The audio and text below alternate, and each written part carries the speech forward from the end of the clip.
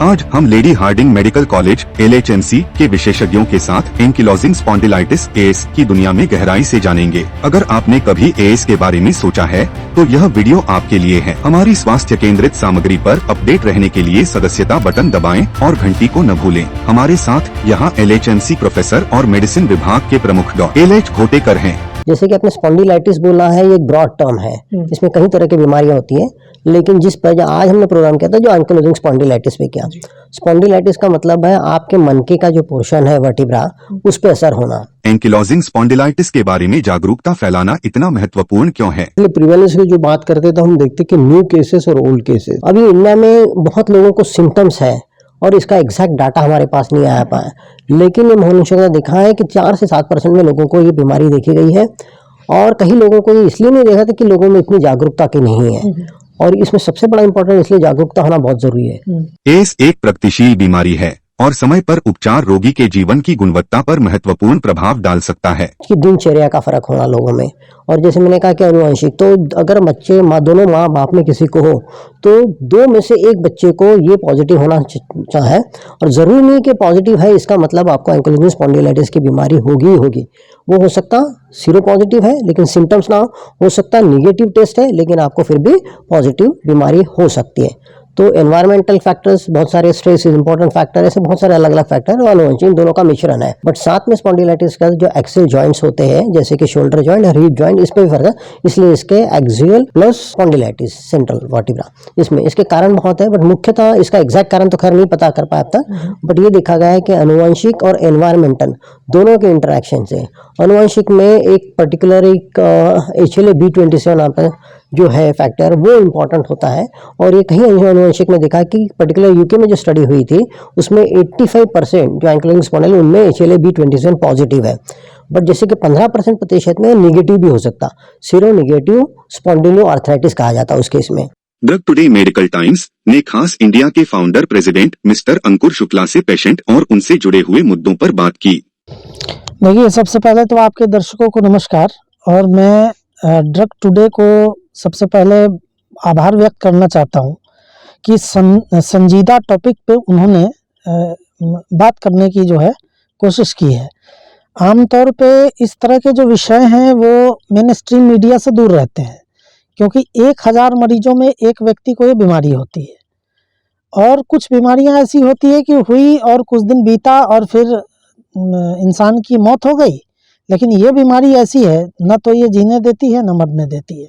सबसे पहली जो बात मैं करना चाहूँगा इस विषय में कि इसके लिए तो जागरूकता बहुत ज़रूरी है। सबसे पहला जो ज़रूरत है हमारी, इस एंकिलोजिंग स्पॉन्डिलाइटिस को कितने लोग जानते हैं, कितने लोगों के नॉलेज में ये बीमारी है, ये चीज़ बड़ा मायने रखता है। तो वैसे ही एक सामान्य कमर दर्द और एंकिलोजिंग स्पॉन्डिलाइटिस के बीच में एक छोटी सी कड़ी है जिसको हर व्यक्ति को समझना जरूरी है।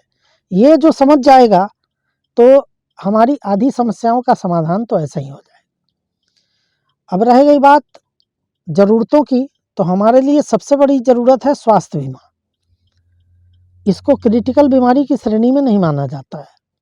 अब लोग कैसे पहचान सकते हैं कि उनमें एस हो सकता है? एंकाइलोजिंग स्पॉन्डिलाइटिस ये ज़्यादातर जो यंग लोग हैं, यंग मतलब 20 से 40 साल की उम्र में ज़्यादातर पता चलता है, और जो मेल्स होते हैं आदमी उनमें ज़्यादा होता है औरतों के हिसाब से। और ज़्यादातर जो इनको प्रॉब्लम है वो है कमर के दर्द की और कूल्हे के दर्द की, और धीरे धीरे ये ऊपर की तरफ कई बार बढ़ जाता है, तो कंधों में भी, हिप जॉइंट है या घुटने में, और जो पैर के हील होती है वहाँ पे दर्द शुरू हो जाता है। जब ये बीमारी बढ़ती है तो सांस लेने में भी कई बार दिक्कत होने लग जाती है। इसके साथ साथ पेट में भी गड़बड़ हो सकती है, आंखों की भी दिक्कत हो सकती है इसके अंदर। तो इस बीमारी का सबसे बड़ा इम्पैक्ट ये है कि ये अप्राकृतिक विकलांगता प्रदान कर रहा है देश के युवाओं में। भले ही 1000 में से 1 हो, लेकिन देश की जनसंख्या को अगर आप मद्देनजर रखें और 1000 में से 1 के रेशियो पे अगर आप आंकड़ा निकालें तो स्तब्ध कर देने वाले आंकड़े आएंगे। हम इस परिस्थिति से बच सकते हैं अगर हमें नियमित इलाज मिले। इसके इलाज महंगे हैं, इसका कोई प्रभावी इलाज नहीं है।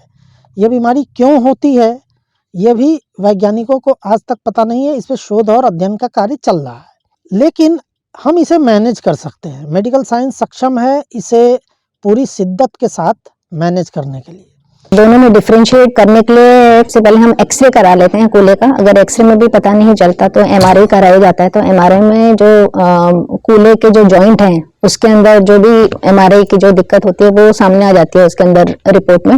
और ज्यादातर ये यंग मेल्स के अंदर होता है। साथ साथ इसमें जैसे खून की जांच करा ली जाती है, जैसे एक HLA-B27 होता है वो भी पॉजिटिव हो जाता है। तो सबको मिला के फिर एक उसका निष्कर्ष निकलता है कि हाँ इसको एंकाइलोजिंग स्पॉन्डिलाइटिस है।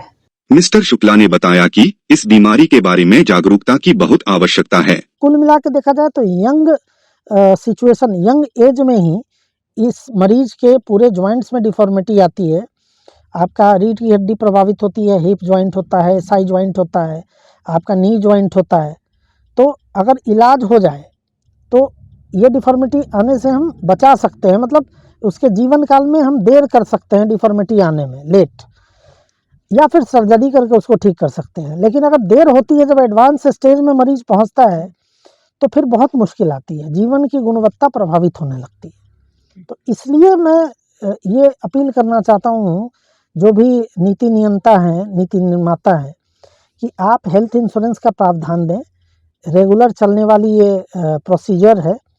इसमें अगर हेल्थ इंश्योरेंस आप देते हैं तो डिफॉर्मिटी से बचा सकते हैं मरीज को। अगर मरीज विकलांग होता है तो भारत सरकार को क्या नुकसान है, क्या बोझ है? उसको सबसे पहले तो उसको पेंशन देना होगा, क्योंकि इस पीड़ा से पीड़ित हर मरीज जो है, कोई ज़रूरी नहीं है कि वो आत्मनिर्भर हो या अच्छे फैमिली का हो, वो गरीब परिवार का भी हो सकता है। तो जितने लोग इससे डिसेबल होंगे उनको आपको पेंशन देना होगा, उनको आर्थिक सहायता विभिन्न स्कीमों की तहत देनी होगी। कुल मिला के क्या बोझ पड़ेगा ना खजाने पे देश के। तो आप उनको पेंशन देने के बजाय इससे अच्छा है कि आप समय रहते उनको वही इलाज प्रोवाइड करवा दो, उसमें खर्च कर दो ना सर, वो विकलांग नहीं होगा, बहुत सारी चीजें बच जाएंगी। ठीक है। यह दुर्भाग्यपूर्ण है कि कुछ व्यक्ति मदद मांगने में देरी करते हैं। एंकिलोजिंग स्पॉन्डिलाइटिस एक क्रोनिक प्रोग्रेसिव डिजीज है। हमारे पास सर्जन के पास पेशेंट तभी आते हैं जब उनके कूल्हे की हड्डी या स्पाइन या घुटने की हड्डी काफ़ी ख़राब हो जाए। इस तरह की कंडीशन में जब वो पूरी ख़राब हो चुकी होती है तो हम रिप्लेसमेंट ही करते हैं, THR से कहते हैं। ये काफ़ी सेफ सर्जरी है। आजकल मॉडर्न साइंस के द्वारा बहुत ही एडवांस्ड हो रखी है, MIS हो रहे हैं। इससे पेशेंट पूरे ठीक हो जाते हैं, उनका पेन ठीक हो जाता है, उनकी स्टिफनेस ठीक हो जाती है। कई लोग दर्द को सामान्य मानकर खारिज कर देते हैं और धोखाधड़ी करने वाले स्वास्थ्य सेवा प्रदाताओं द्वारा स्टेरॉयड देने के मामले भी सामने आए हैं। तो ध्यान ही नहीं देता है, उससे समझ में नहीं आता। फिर हमारे यहाँ ऐसे बहुत सारे वैद्य लोग बैठे हुए, वो अपनी जड़ी बूटी की दवाई देके, और जड़ी बूटी में स्टेरॉयड मिलाई जाती है, फिर उसका दर्द का असर कम हो जाता है, तो उनको पता ही नहीं चलता। और जब तक वो एलोपैथी के सीने किसी डॉक्टर के पास जाता तो उसके स्पाइन में ऑलरेडी चेंजेस आ चुके होते, जिसको रिवर्स करना बड़ा मुश्किल जाता है। तो इसलिए आप एक मेरी सलाह रहेगी कि अगर आपको बीमारी का अगर थोड़ा सा भी दर्द कहीं पे है तो तुरंत अच्छे अस्पताल में अच्छे डॉक्टर के पास जाना जरूरी है। पूर्ण रूप से सुधार होना बहुत मुश्किल है। ट्रीटमेंट ऑप्शन है इसके, दवाइयां हैं। आजकल बहुत नई नई दवाइयां आ गई हैं कि जो प्रॉब्लम है मेन उसके ऊपर जो टारगेट करती है, मतलब उस पर ये काम करती हैं। इसके साथ साथ सिकाई है, एक्सरसाइज है, हमारे दिनचर्या में हम क्या बदलाव ला सकते हैं, हमें कैसे बैठना है, कैसे चलना है, कैसे हमें सोना है, कैसे हमें अपने काम करने, कैसे हमें वो काम नहीं करने जिससे ये दिक्कत बढ़ सकती है। क्योंकि इसमें क्या होता है ना, जैसे गर्दन झुक जाती है, कमर झुक जाती है, कूल्हे में सिकुड़न आ जाती है, घुटने में या पाँव में सिकुड़न आ जाती है। तो हम क्या अपना दिनचर्या में वो काम करें जिससे ये वाली चीजें नहीं बढ़े। जैसे ज्यादा झुक के नहीं बैठना, सीधे बैठे, कमर को सीधे करके बैठे, हम सही टेबल सही कुर्सी का इस्तेमाल करें। ठीक है। कंप्यूटर लोग ज्यादा करते हैं, तो ऐसा नहीं हो कि कंप्यूटर की टेबल नीचे हो, मोबाइल यूज करते हैं, ज्यादा झुक के नहीं करें। तो ये बहुत सारी दिनचर्या में हम बदलाव ला सकते हैं, उसके घर पे भी और उसके काम में भी, जिससे उसकी जो ये दिक्कतें ज्यादा नहीं बढ़े।